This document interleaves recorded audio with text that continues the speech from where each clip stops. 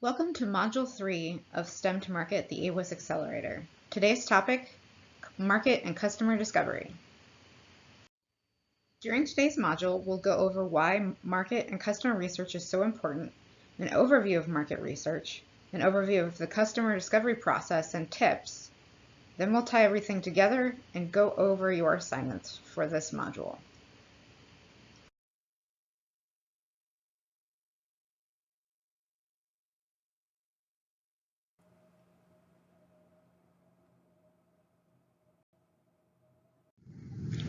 There are many reasons why market research and customer discovery are so important.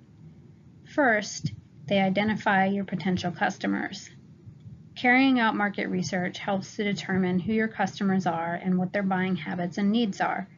For consumers, factors to consider might be gender, age, marital and family status, their social demographics, their financial situation, etc.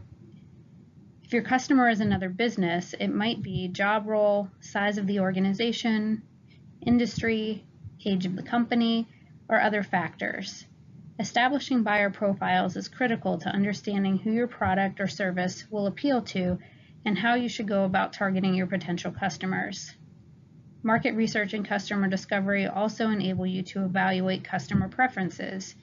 Getting a glimpse into customer choices and understanding their reasons for preferring one product or brand to another gives valuable insight into the strategies you will need to formulate to successfully market your business. Knowing what your customers read, which websites they look at, and what they do during their leisure time are all pieces of valuable information that will influence your business plans, strategies, and decisions. Market research and customer discovery also enable you to set clear goals. The data gathered from any market research activity you carry out will help you to set realistic targets and time frames for growth, sales, and the introduction of new business ideas. There's likely no point in planning for 50% growth every year if your market research is telling you that the size of your market is going to get 50% smaller over that same time period. Market research and customer discovery also empower you to make informed decisions. Developing strategies, taking calculated risks, making marketing decisions about pricing, selecting distribution partners, choosing social media channels, and more. All of it depends on how aware you are of current industry trends and customer preferences. Market research and customer discovery help you build that awareness. These activities can also de-risk investment and effort. The more customer validation you get, the better you'll be able to create something that resolves their pain points and add improvement to their current solutions. Then you're using your resources effectively to get to the next iteration and can refine the product further rather than spending valuable time on activities that aren't as well thought out. Market research and customer discovery also help you convince investors to contribute funds.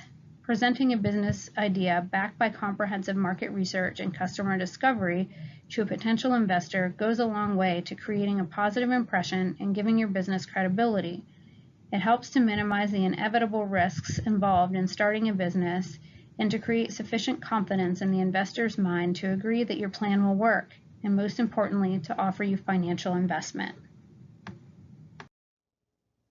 During the market research and customer discovery process, your goal will be to answer the following questions.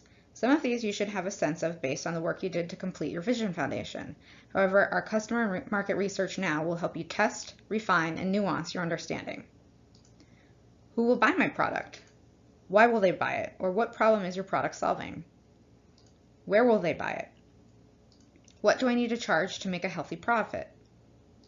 What products will mine be competing with? What government regulations will my product be subject to? The answers to these will provide a marketing foundation that will help you in messaging, product development, partner development, and more.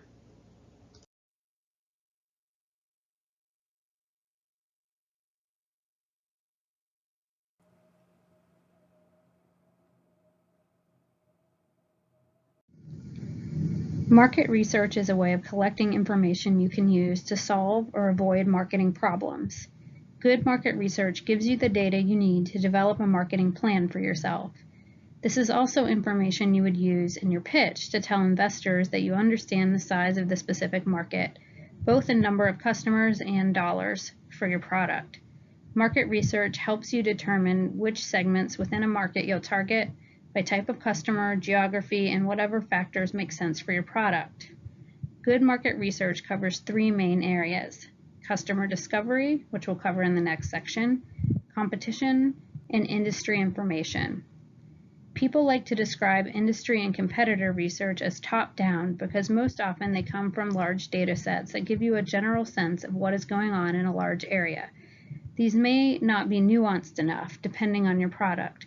By pairing it with bottom-up customer interviews, you'll be able to define your specific market in a very detailed way that takes the larger context into account.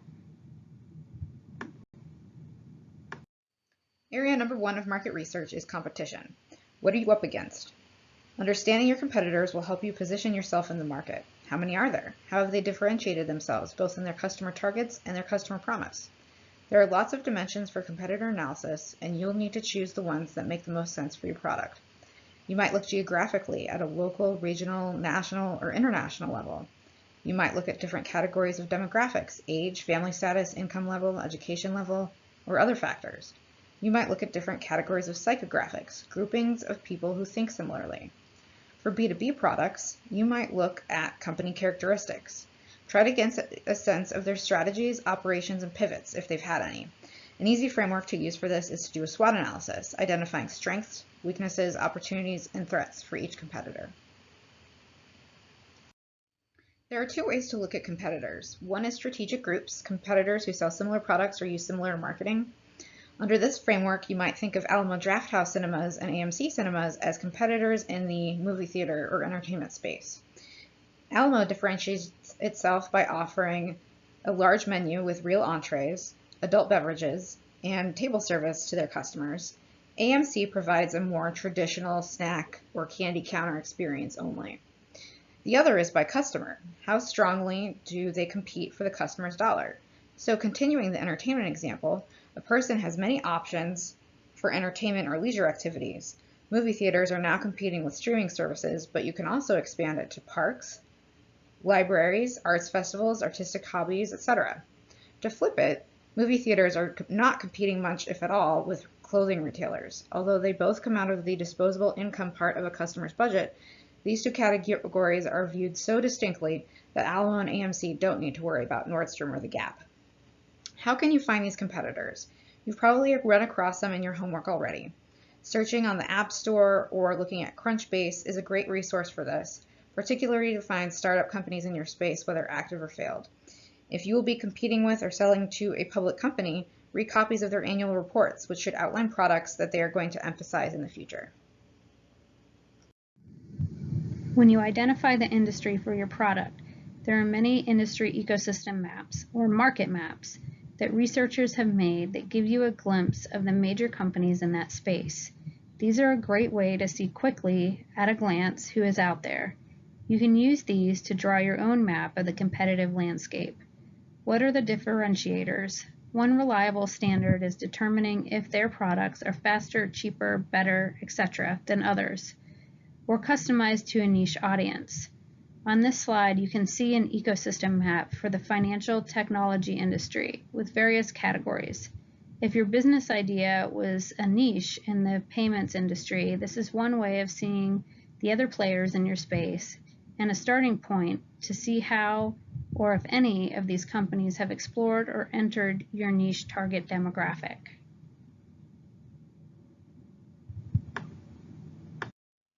The second area is industry information. What is happening in the industry your product falls into? What is the size of the market, both by customer and in dollars? Is the industry growing or shrinking? Are parts of the industry moving in different directions? Is the industry catering to its historic base, or is it looking for new customers? What technological developments are affecting the industry? How can you use that to your advantage? You'll want to look for a stable, growing industry or niche of an industry, one that's looking for new customers is also beneficial. Represented here on this slide is a dashboard or snapshot view of a particular market. In this case, the global wearable medical devices market. Going clockwise from the top left, you can see important trends, here called market drivers, statistics about aging populations in different geographies, brief synopses of the competition, high growth markets, and the largest market and its growth rate. As a part of your homework, you'll complete a template with research about your relevant industry. Where can you find market information? For consumers, one place to start is the Census Bureau's tool, County Business Patterns, which contains information about populations by geography, income, and other factors.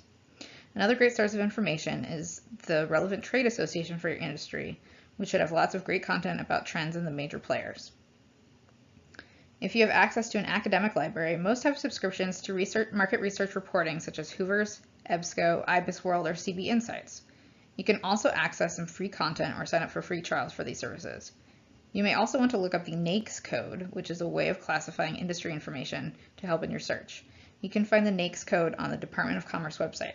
We'll provide links to these resources and templates in the homework.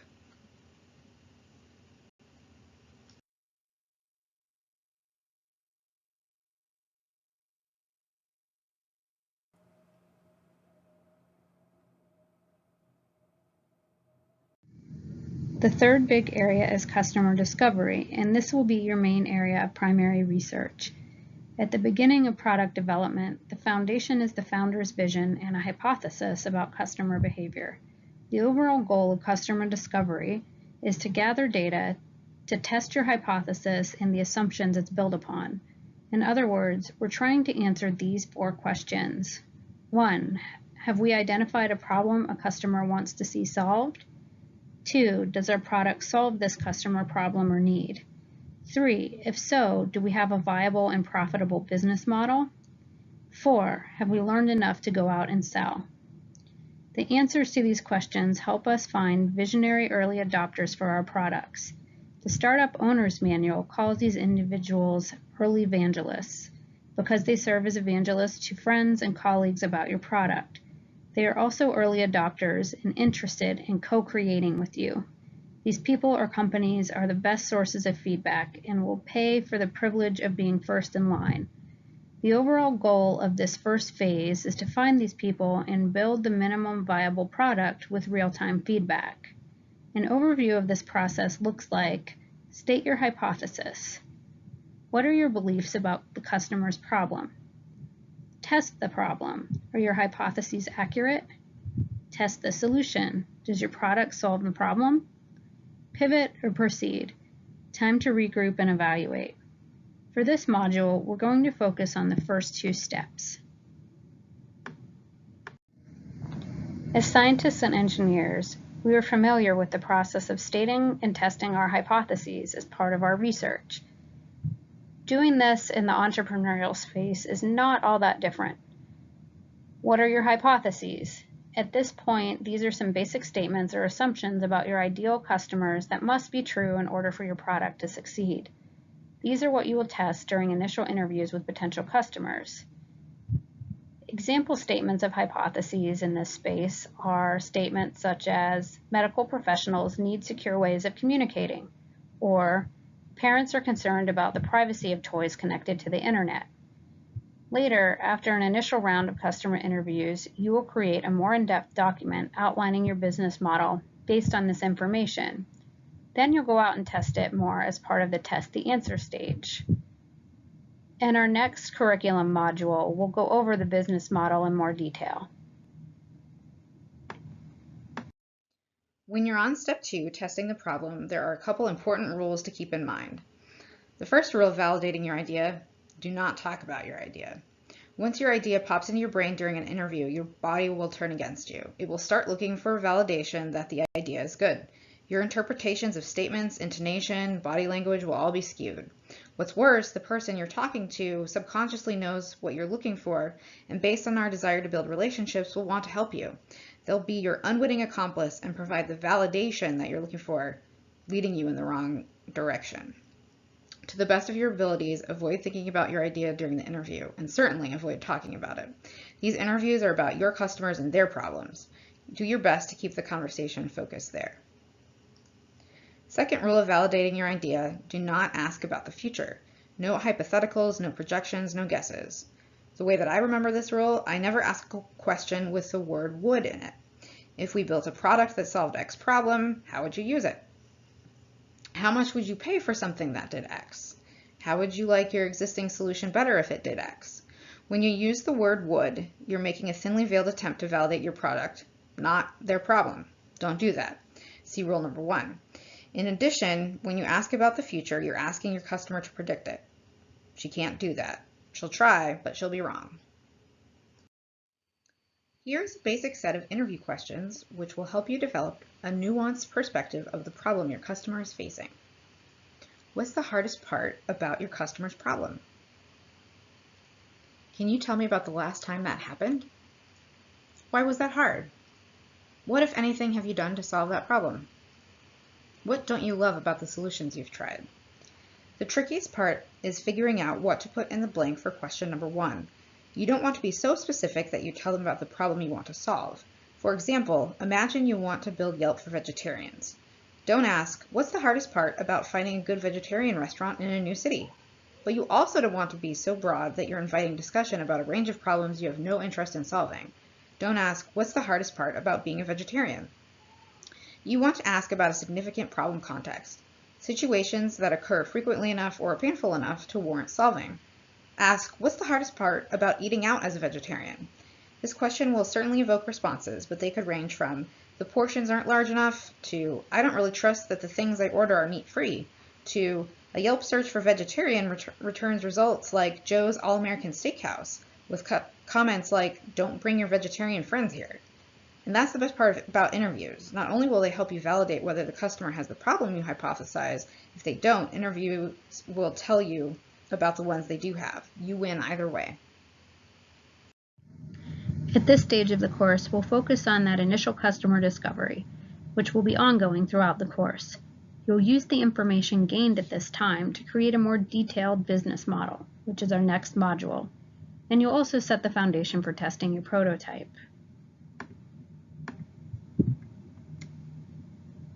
To outline this part of the process, you'll test the solution by creating a prototype of some sort that is based on the information you've gathered at this stage.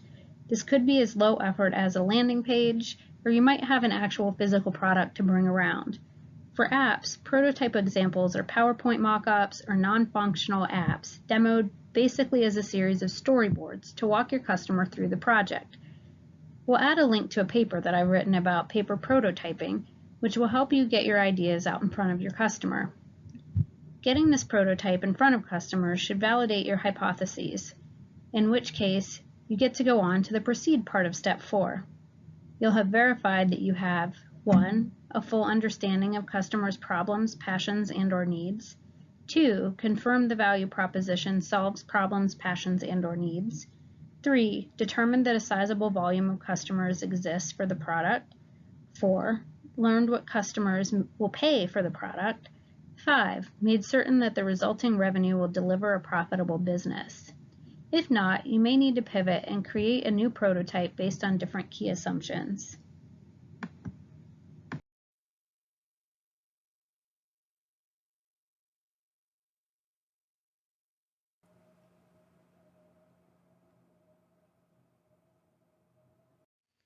Once you've completed your top-down market research and your bottom-up customer discovery, you'll be able to put together the addressable market.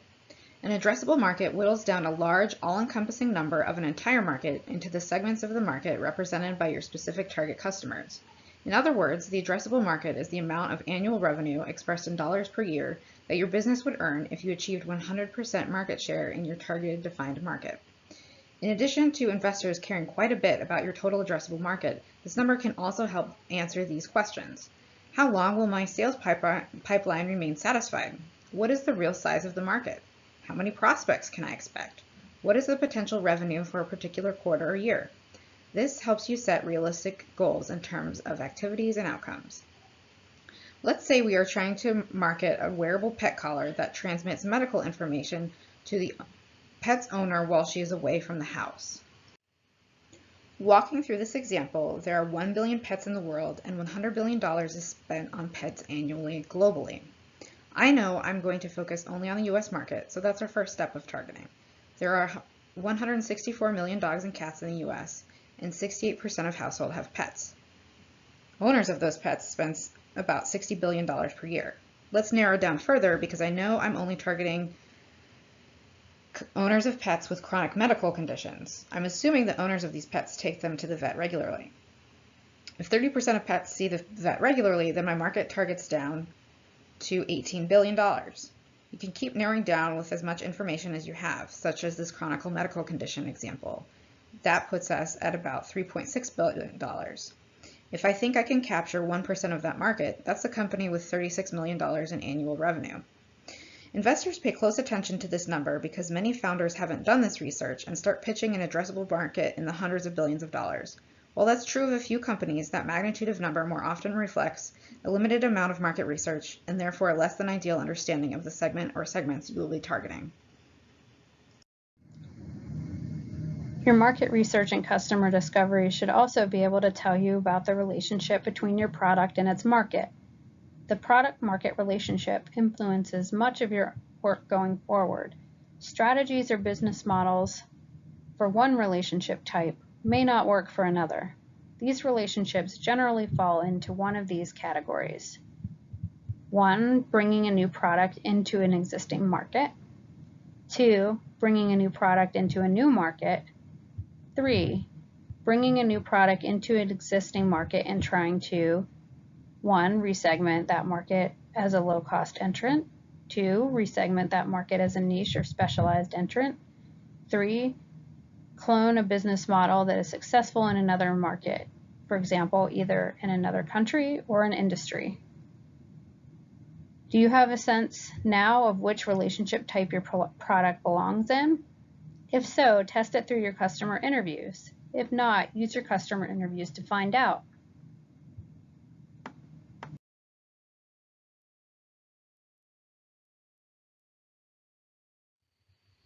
Your assignments for this week will take you through state the assumptions and test the problem steps. You'll complete some market research about the industry your product falls within and the competitors in your space. The biggest task for this module is customer interviews. Taken together, all of this information will enable you to finalize and verify some key assumptions and establish some customer archetypes that will form the basis for decision making later on. The assignment details are pinned to the Slack homework channel, or you can find a link to the Google Doc template there as well. Don't forget to contact us through Slack or email with any questions that you might have.